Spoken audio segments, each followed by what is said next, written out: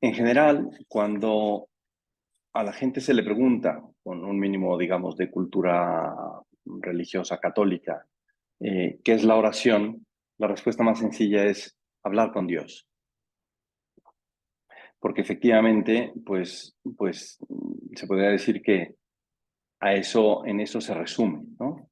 ¿Qué es la oración? Pues en general, hablar con Dios. Lo que pasa es que decir hablar con Dios, podríamos decir que pone el acento en nuestra iniciativa, en lo que nosotros hacemos, cuando en realidad la iniciativa es principalmente, fundamentalmente de Dios.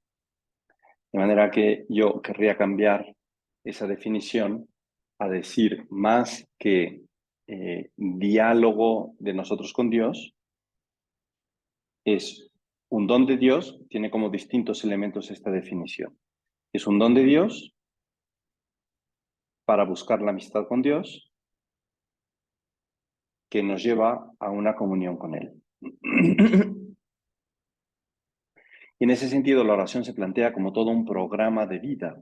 No es nada más, pues ahorita rezo una Ave María, rezo un Padre Nuestro, rezo el Rosario, rezo 5 rosarios. Es muchísimo más que eso. En la medida en que uno acepta el don de Dios, de la oración, porque es un don de Dios, es una gracia de Dios, en la medida en que uno acepta ese don de Dios, empieza a buscar a Dios. Digamos que la contraparte del don de Dios es que yo lo busco y que yo, pues sí, intento dialogar con Él. En la medida en que acepto ese don, interactúo con Dios, crece mi amistad con Dios, fomento la amistad con Dios.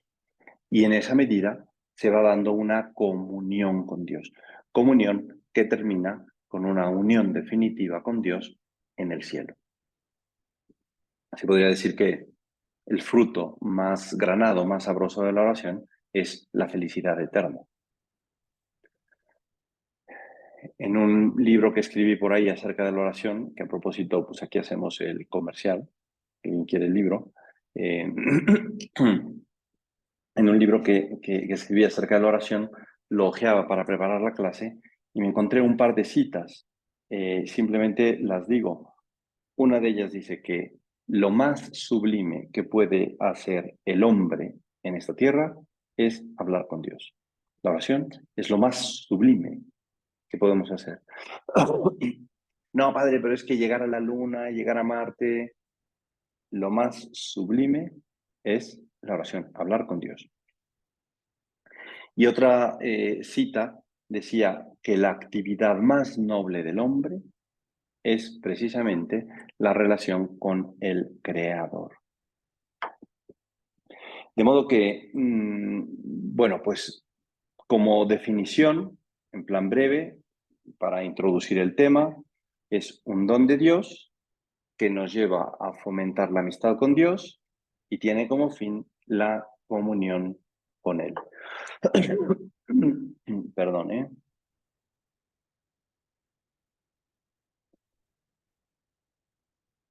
Ya entrando un poco más en el tema, yo creo que también se podría decir que no es la oración.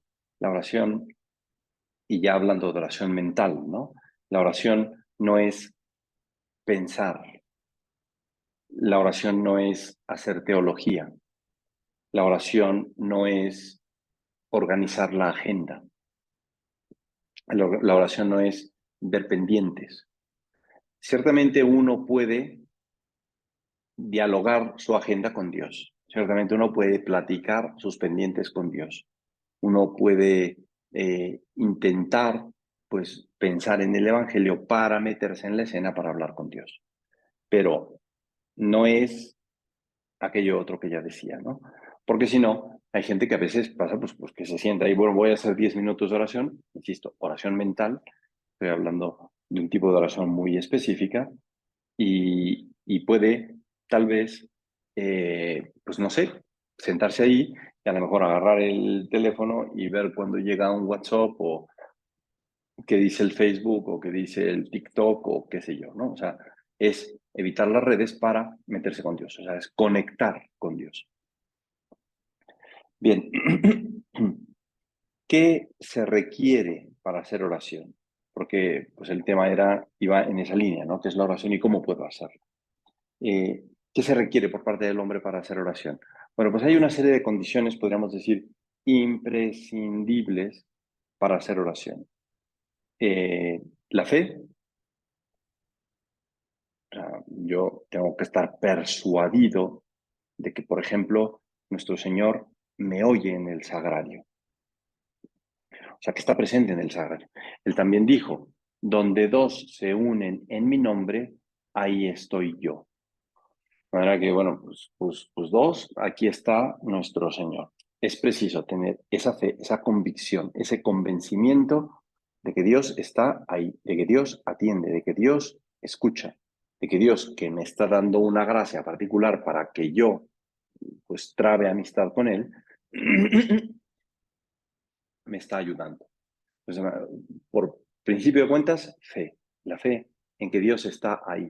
Insisto, digamos, espiritualmente o realmente presente en la Eucaristía. Otra condición, podríamos decir, necesaria para la oración es la humildad. La humildad es lo opuesto al orgullo. Por el orgullo yo me siento un gigante y claro, si yo me siento un gigante, todos los demás son enanos.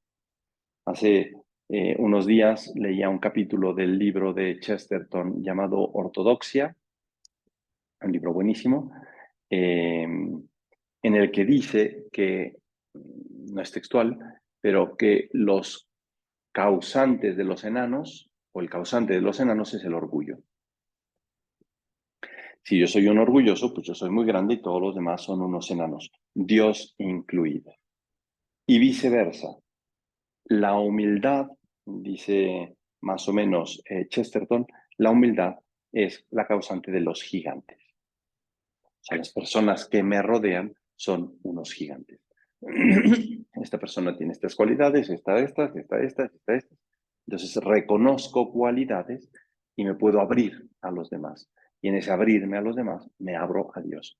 Si no hay humildad, si hay orgullo, obviamente no hay manera de conectar con Dios. No se puede hacer la oración.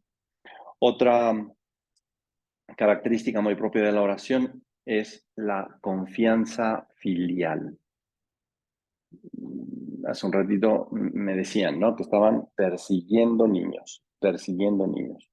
En ese perseguir niños nunca falta el oye pa, oye ma. Oye pa, oye ma. Oye, ¿verdad que si me porto bien me das un premio? Sí, ¿verdad que si me duermo? ¿Verdad que si me callo? ¿No? O sea, ese verdad que, o oye pa, oye ma, esas preguntas tan casuales son un diálogo.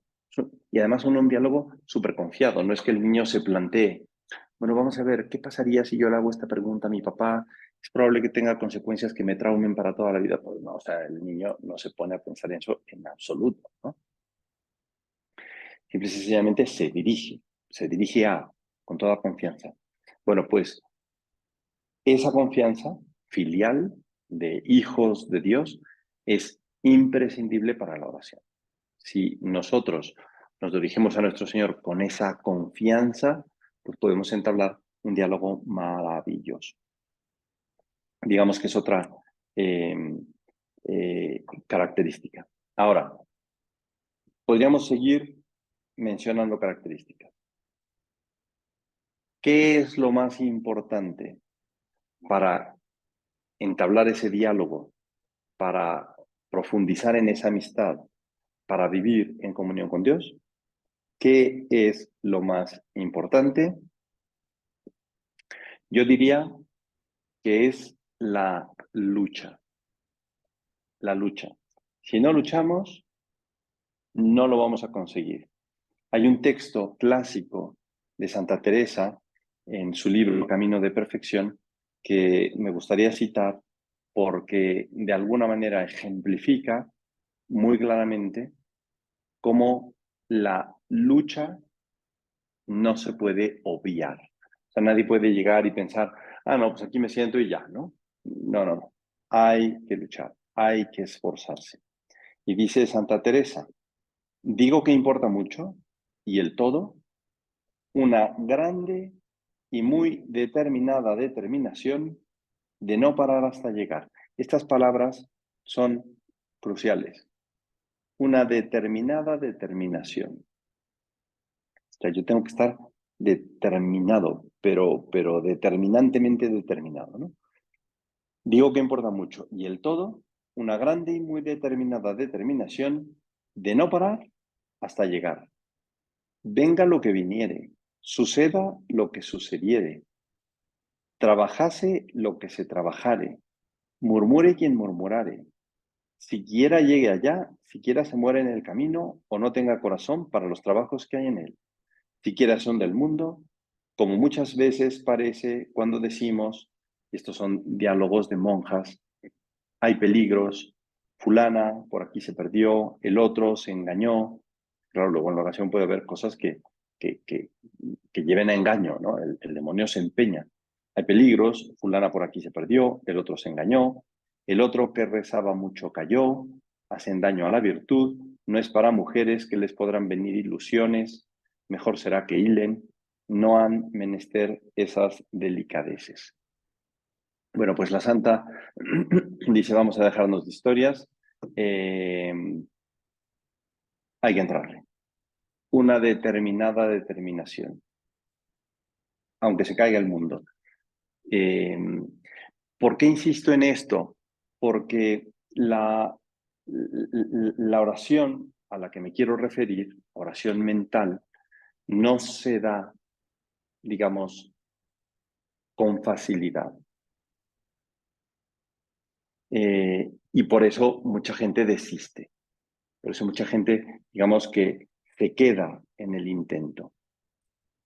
Voy dejando de lado, pues no sé, los tipos de oración. ¿Qué tipos de oraciones hay? Pues hay de adoración o de alabanza, de petición de alguna gracia específica, de petición de perdón, de acción de gracias, ¿no? Son distintos tipos de oración. Uno puede ir, pues eso, a darle gracias al Señor, a pedirle alguna cosa.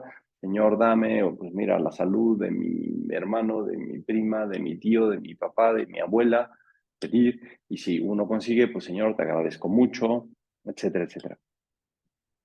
Esa podríamos decir que es oración vocal. Yo me quiero referir de modo particular a la oración mental. ¿Por qué? Porque dentro de la oración es importante tener en cuenta que hay como grados, como escalones. Habiendo dicho eso, abro un paréntesis.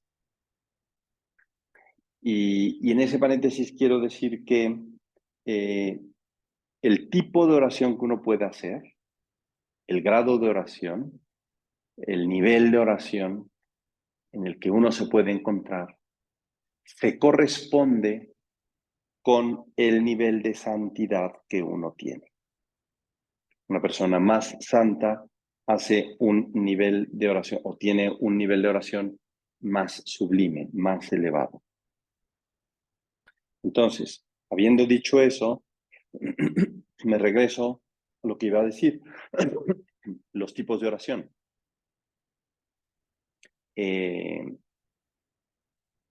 Tradicional, bueno, y otra cosa que iba a decir de la mano de lo anterior, ¿no? O sea, el nivel de oración se corresponde con los grados de santidad.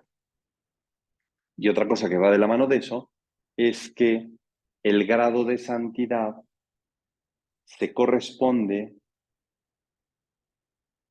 con la apertura que uno pueda tener con el Espíritu Santo. Ya decía yo inicialmente que es un don de Dios. De manera que, pues, ¿cómo sabemos que hay grados en la oración? Pues porque hay una materia de teología que se dedica a estudiar la acción del Espíritu Santo. ¿Y en dónde estudia esa materia de teología espiritual? Los grados de oración en las vidas de los santos. Entonces, por eso digo que me interesaba hablar de la oración mental. ¿Por qué? Porque hay distintos grados de oración que se corresponden con los distintos grados de santidad, que se corresponden con la acción del Espíritu Santo en el alma. La verdad que el Espíritu Santo, porque es un don de Dios, el Espíritu Santo se mete al alma, empieza a trabajar en el alma, hace que la persona sea cada vez más santa y esa santidad se corresponde con niveles de oración, niveles de diálogo más sublimes, más perfectos. Si hay alguna duda acerca de esto, pues la resuelvo, pero si no, me sigo. Yo creo que es muy claro. Entonces, la teología espiritual estudia la vida de los santos.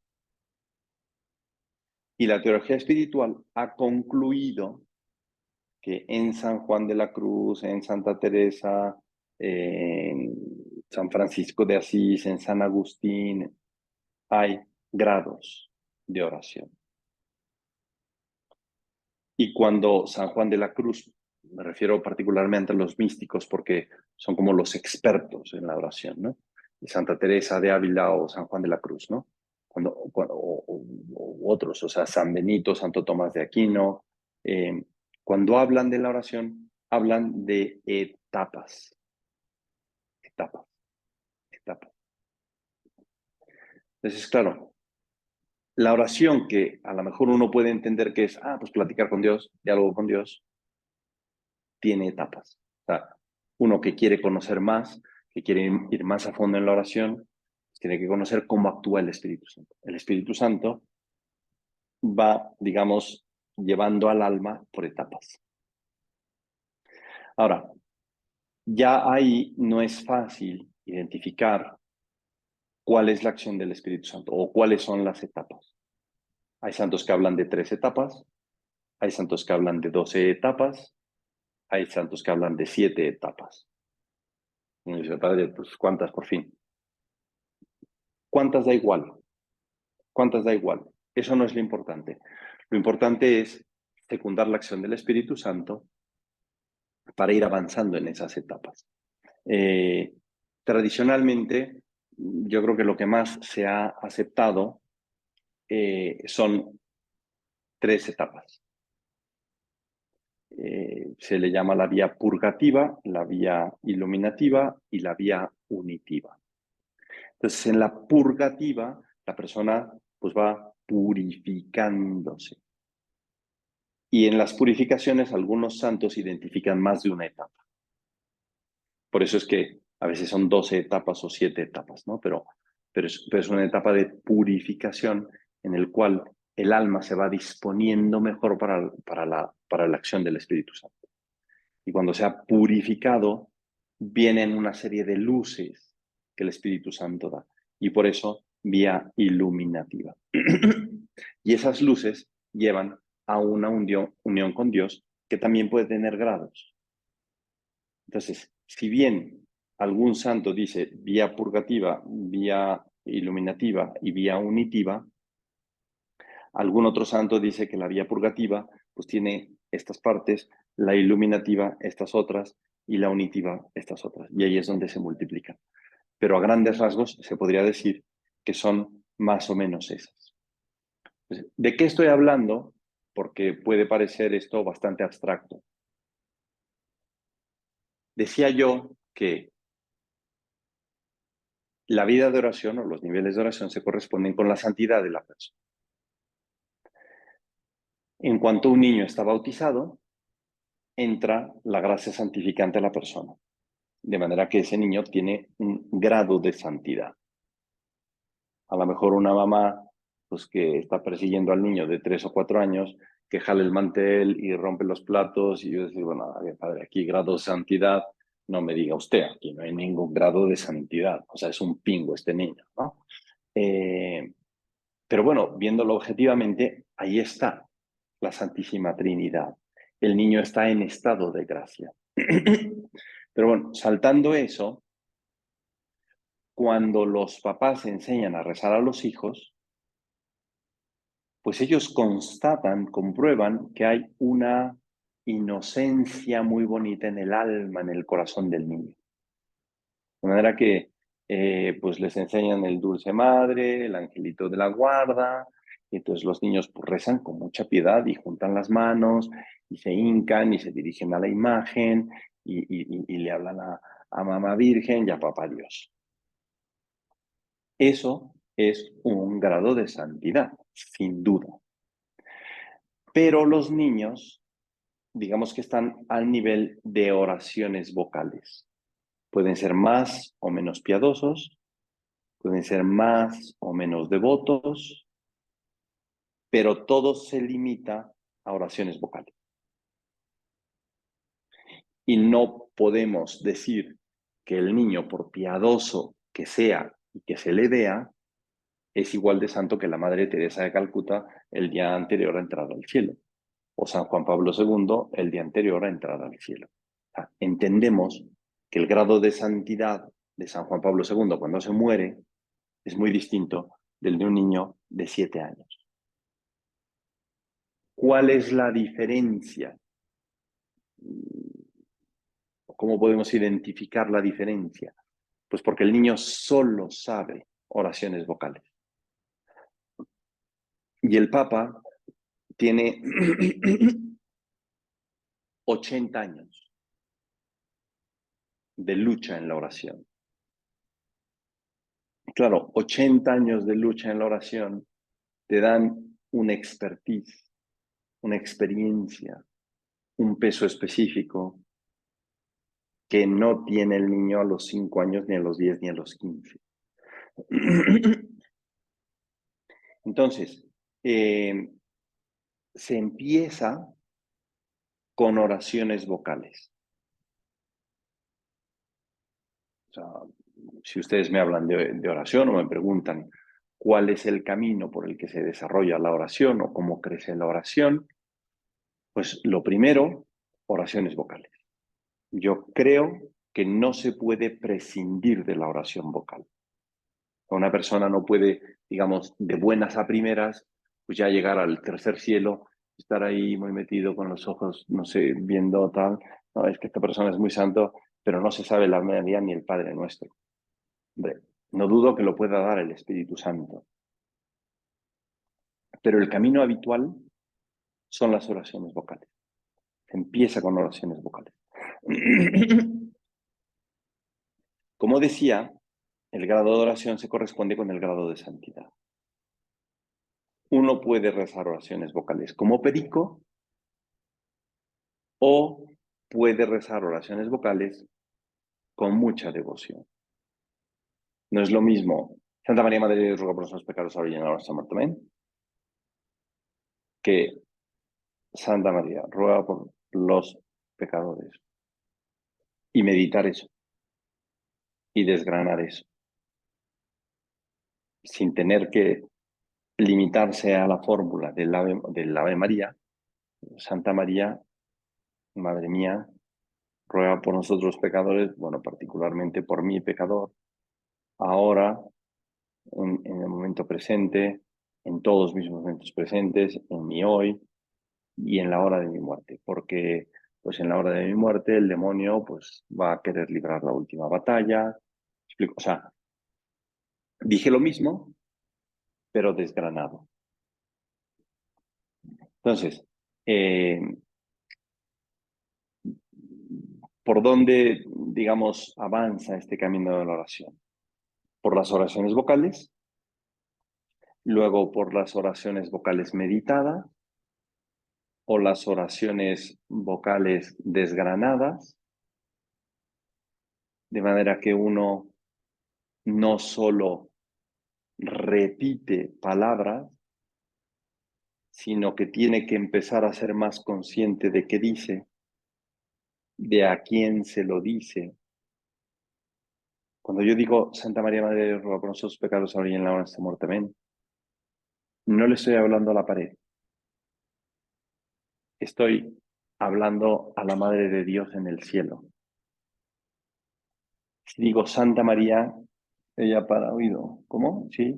Sí, no, sí, sí, te pongo atención. Ruega por nosotros pecadores. Sí, de acuerdo, por supuesto. Te preocupes, te preocupes. En eso estoy. Es más, no paro de hacer eso. O sea, o sea, yo vivo rogando por los pecadores, ¿no? O sea, si supieras, ¿no? O sea, me rezan millones de Aves Marías al día. O sea que eso, pues, darlo por descontado. Claro, si nosotros nos metemos en, a ver, ¿qué está pensando mi interlocutora? ¿Qué está pensando mi interlocutor? ¿Qué me podría decir? Aunque yo no lo oiga, no es una voz audible, pero si soy consciente, y por eso decía yo, fe, si soy consciente de que me están oyendo, entonces no lo digo como perico, lo digo realizando, cayendo en la cuenta de que estoy hablando con la Madre de Dios, con el Hijo de Dios, con Dios Padre, con el Espíritu Santo, con San José, con mi ángel de la guarda. Bueno, entonces, la oración vocal, claro, si uno quiere fomentar la vida del Espíritu, quiere fomentar la vida de la gracia, quiere luchar, quiere cultivar la vida de oración, entonces se mete en lo que los santos llaman la vía purgativa. O sea, no puede meterse a una oración desgranada la persona que trae los audífonos conectados las 24 horas del día. La persona que no solo trae los audífonos conectados, sino que además está con TikTok, con Facebook, con Instagram y viendo la serie, ¿no? O sea, hoy en día estamos muy bombardeados por muchísimas imágenes. Imágenes, llámesele como se le quiera, la película, la serie, el concierto, qué bárbara esta mujer. No, padre, está levantando millones, hubiera visto, hubiera... O sea, a mí una persona me contó todo el concierto de esta doña, como se llama, ¿no? Este, cuando me dijeron, es en el Foro Sol, yo dije, bueno, ¿dónde queda el Foro Sol? O sea, tuve que buscar Foro Sol para no descubrir mi ignorancia, ¿no? O sea, claro, si estamos pensando pues en el concierto de esta doñita o de Luis Miguel o de querida, pues, ¿no? Juan Gabriel, o sea, ¿por qué la gente no hace oración hoy en día? Porque no para, porque tenemos embotados los sentidos. El Papa Francisco, el Papa Benedicto, el Papa Juan Pablo II, el Papa Paulo VI, o sea, los papas de aquí para atrás, los últimos 50 años, han hablado del silencio, del silencio, del silencio, de procurar el silencio para poder conectar con Dios. O sea, si a mí me entra una llamada, ¿no? Entonces, venga, pues voy a contestar la llamada, lo mínimo que quiero es algo de silencio. O sea, si yo estoy en una fiesta y me entra una llamada importante, pues la contesto para que no se me vaya, ¿no? Y tal, me salgo, espérame, voy a salir de la fiesta, voy a salir de la fiesta. ¿Qué? ¿Que voy a salir de la fiesta? Si no, no hay manera. No, claro, la gente se la vive en la fiesta de los sentidos, ¿no? Bien, entonces, uno empieza por oraciones vocales. Esas oraciones vocales es preciso que nos lleven a madurar en una vida de oración que no sea nada más repetir. Y eso le pasa mucho a la juventud de hoy en día. ¿Qué caso tiene rezar el rosario? ¿Qué caso tiene rezar el rosario? Yo me acuerdo una vez, una, una convivencia de padres e hijos, y bueno, esto fue en Australia, de manera que, pues, no sé, 40% de los asistentes eran católicos y el otro 40% pues no eran cristianos, musulmanes, budistas, de todo, ¿no? Porque así es el colegio tiene pues, muchas denominaciones. Y entonces en el horario estaba el rosario. Entonces, pues un profesor dijo, ¿no? Pues ahora vamos a rezar el rosario, los que no lo sepan rezar, los que no lo quieran rezar, los que, bueno, pues denos 20 minutos, ahorita terminamos. Y había un señor por ahí sentado en una piedra, porque los rezaron alrededor de una fogata, estaba alrededor de una piedra, sentado. Y cuando terminó el rosario, le dijo al profesor que lo dirigía, decía, hombre, pues mira, a mí me pareció que como que se repetía todo. Yo te hago el rosario en el 30%, ¿eh? O sea, te ahorro el 70%, ¿no? Pues sí, claro, o sea, si estás diciendo 10 Aves Marías, pues mira, con 2 o 3 yo creo que ya tienes, o sea, recórtale los misterios, ¿no? Claro, si uno cree que es repetir, llega un momento en que dice, bueno, ¿para qué repito tanto?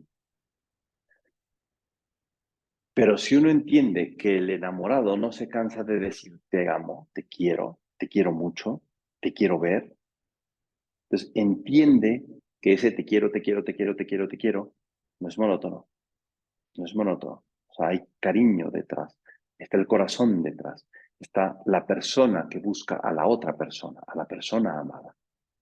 En el rosario, pues uno tiene que tratar de entender que esta es la persona amada. ¿Quién? Pues mi madre bendita, ¿no? Bueno, pues la oración vocal, que pasa de la inocencia del niño de 5 años a la profundidad de la persona de 12, 13, 14 años que, que puede llegar a ser una oración más reflexiva. Bueno, luego de eso, puede saltarse o el salto que se ve en la vida de los santos es, decíamos, la vía iluminativa. Y ahí el Espíritu Santo va dando luces acerca de los misterios del cristianismo. Entonces, ¿qué pasa? Que uno ya se puede meter en el Evangelio y entonces descubrir la humanidad santísima de nuestro Señor, la encarnación, la Eucaristía, la redención, el perdón de los pecados, etcétera, etcétera, etcétera. O los misterios de la Virgen. De manera que ya se pasa de la oración vocal a una oración más meditativa. ¿Y cómo se hace esta oración meditativa? Siempre con lucha, siempre con lucha. Uno no debe de dejar de luchar. Luchar por concentrarse en la oración vocal, luchar por concentrarse en las escenas del Evangelio. Entonces ahí ya uno, digamos, accede al Evangelio. Y la oración es a través del Evangelio, con el Evangelio. Entonces uno se mete en la vida de nuestro Señor y vienen una serie de iluminaciones acerca de la humildad del Hijo de Dios que nace en Belén, la pobreza que vive el Hijo de Dios, para que yo la admire, la contemple y la empiece a imitar. Yo no puedo imitar la humildad de nuestro Señor si no la admiro. Eso es natural, o sea, nadie que juegue fútbol, digamos que no admira a las grandes figuras del fútbol. Nadie que juegue básquetbol juega sin haber visto a las grandes figuras del básquetbol. Nadie que haga oración mental la hace sin deslumbrarse de la vida de nuestro Señor. Entonces, claro, pues uno le entra al Evangelio, pero entrarle al Evangelio tiene su chiste, tiene, digamos, su método. ¿Cuál es el método? Pues se habla muchas veces de la lección divina, ¿no? Es leer el Evangelio, uno no solo lo lee, sino que también lo medita. Ese leer meditando, digamos que le abre la puerta a la imaginación. Leer, meditar, imaginarse, meterse en la escena. Leer, meditar, imaginarse, meterse en la escena, ser, es el fundador del Opus Dei, un personaje más, un personaje más. Decía el fundador del Opus Dei, vivir tan cerca de él que caminemos pisando en sus pisadas. Entonces, claro, ¿por qué?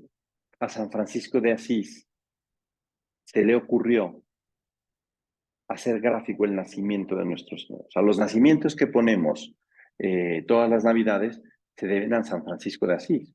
¿Cuándo creció, cuándo nació esa tradición? Pues San Francisco de Asís quiso representar el misterio del nacimiento del Señor. ¿Por qué? ¿Para qué? ¿Para que Walmart hiciera dinero vendiendo nacimientos? No, o sea, por supuesto que no.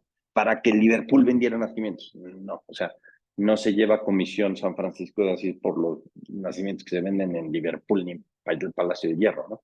¿Por qué lo hizo?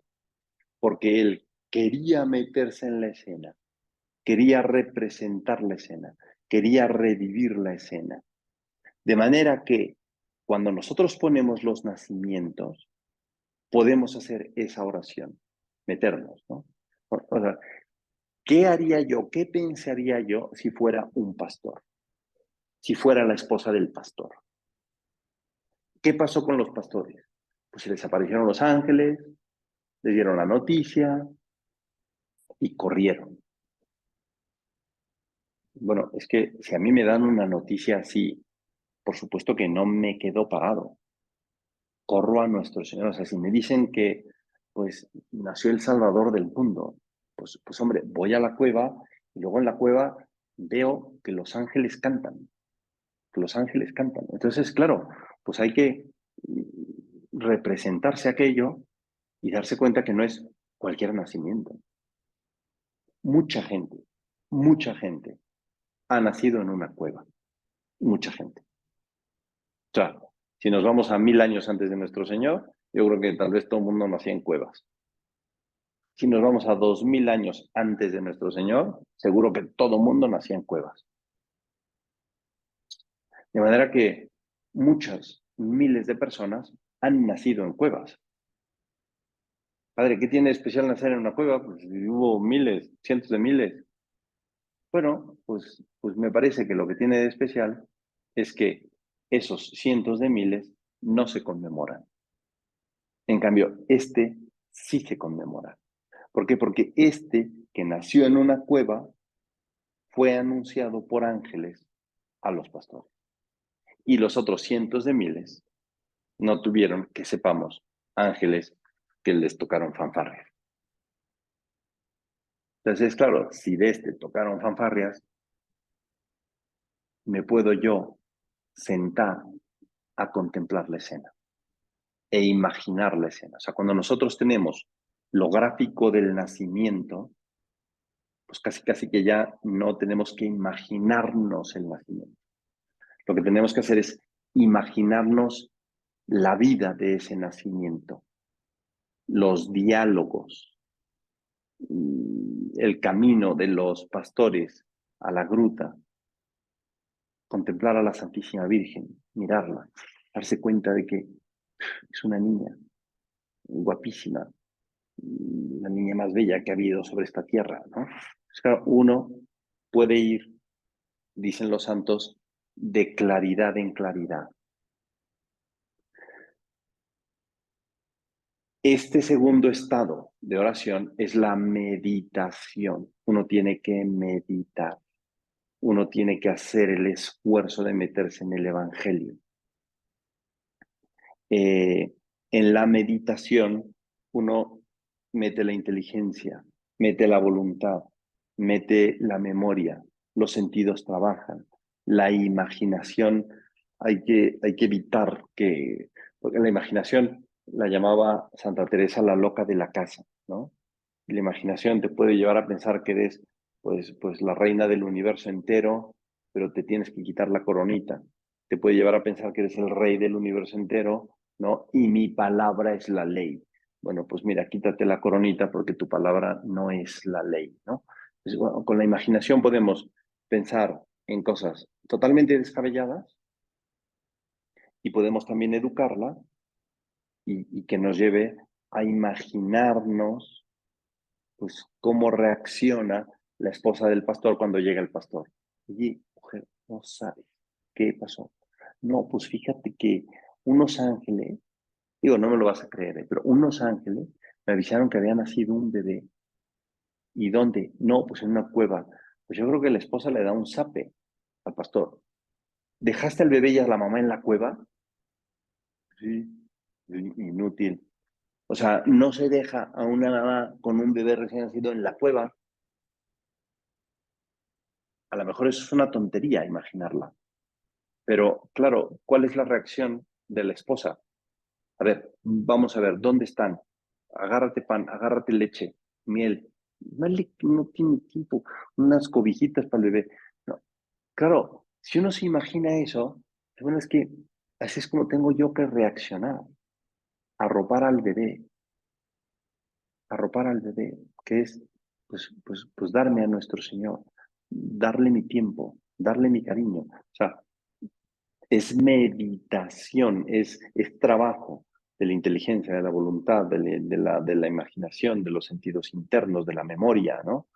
Uno pues puede leer el Evangelio, leer un libro acerca de la vida de nuestro Señor y entonces utilizar lo que leyó para aplicarlo en esta escena hoy y en esta escena dentro de 6 meses o dentro de 12 meses que vuelva a ser Navidad, qué sé yo. Y lo mismo cuando llega pues, la Semana Santa. Cuando llega la Semana Santa, ¿qué pasó el Jueves Santo? ¿Qué pasó el Viernes Santo? ¿Qué pasó el Sábado Santo? ¿Qué pasó el Domingo de Resurrección? Pues la Iglesia nos ayuda a vivir esos acontecimientos con una liturgia que pues, nos habla de la sobriedad del Viernes Santo y el dolor y la pena y la muerte de nuestro Señor, etcétera, ¿no? Bueno, pues de este paso primero de la oración vocal a la meditación es oración mental. Claro, si ustedes se fijan, todo ese esfuerzo por imaginarse la vida de nuestro Señor, descubrir los misterios de la vida de nuestro Señor, todo eso nos va llevando a otro grado de santidad. Es decir, el Espíritu Santo está trabajando en mí. Es otro grado de santidad, otro grado de oración, ya no es simplemente la oración vocal, sino que es una oración, como llaman los santos, más de quietud. Veo, admiro, contemplo, me extasío, me detengo ante el misterio. Y finalmente viene la vía unitiva. ¿En qué consiste? Pues dicen los santos que el alma se va identificando con Dios. Es decir, la persona quiere vivir la vida de aquel que está contemplando.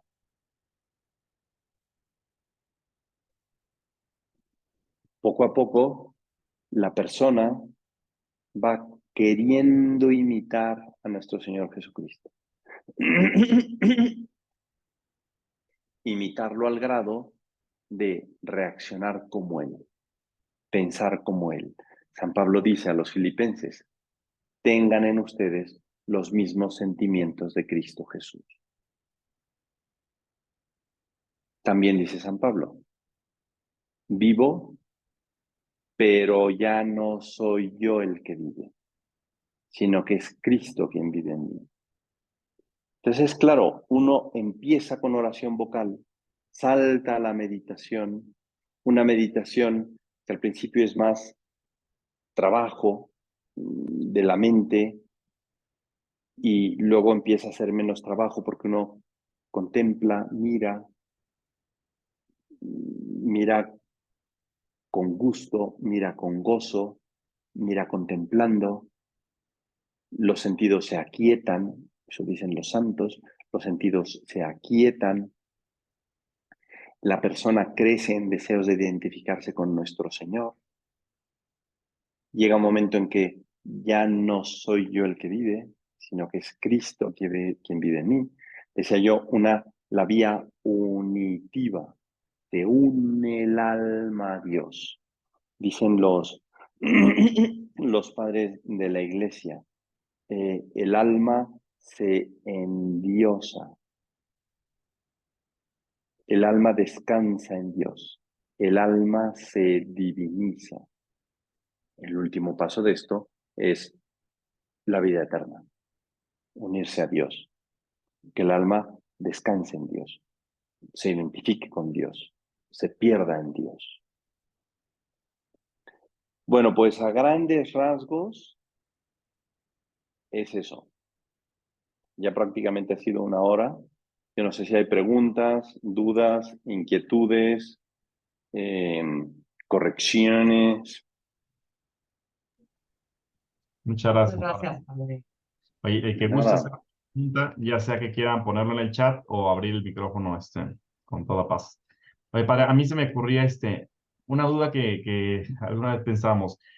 ¿Usted sabe por qué cree, ¿no? Que se diga o que Cristo nos compartió que cuando hay dos o más que se reúnen en su nombre, ahí está él? Me entra la duda de, o sea, ¿a qué se refería cuando, si nada más es uno solo, pues también está él, ¿no? Pero ¿cuál cree que sea esto que quiso decir nuestro Señor? pues qué ocurrencia la tuya, ¿no? Eh, ¿qué quiso decir? Pues no sé, yo creo que es, es ese querer acompañarnos, ¿no? Eh, es esa seguridad que debemos de tener de que no estamos solos, ¿no? Eh, yo creo que el punto pues es no solo dos que se unen, sino dos que se unen en su nombre. Y él asegura que si hay dos personas unidas en su nombre, ahí está su presencia, ¿no? No sé, se puede estar refiriendo pues a la iglesia entera, a la iglesia universal, como pues no abandona la iglesia, porque la iglesia no son dos, son millones, ¿no? Eh, se puede estar refiriendo pues a la oración, cuando dos personas se ponen de acuerdo para rezar. Se puede estar refiriendo a los esfuerzos que hacen dos personas por vivir la caridad, marido y mujer, por ejemplo, ¿no? Bueno, pues es que aquí estamos agarrados del chongo. Bueno, pero si ahí tenemos un crucifijo, si ahí tenemos una imagen de la Virgen, si le pedimos al Señor que pues, nos eche una mano, ahí está en medio de ellos dos, ¿no? Yo creo que aplica en muchos sentidos. No, no, gracias.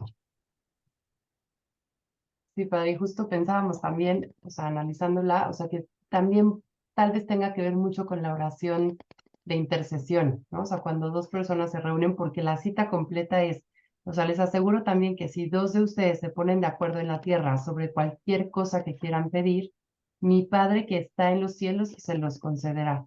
Pues donde hay dos o tres reunidos en mi nombre, ahí estoy yo en medio de ellos. O sea, entendiendo obviamente que pues va de la mano de la voluntad, sí es algo que va de la mano de la voluntad de Dios. Pero vemos que también puede ser algo de intercesión. Sin duda, sí. Ahí hay una pregunta.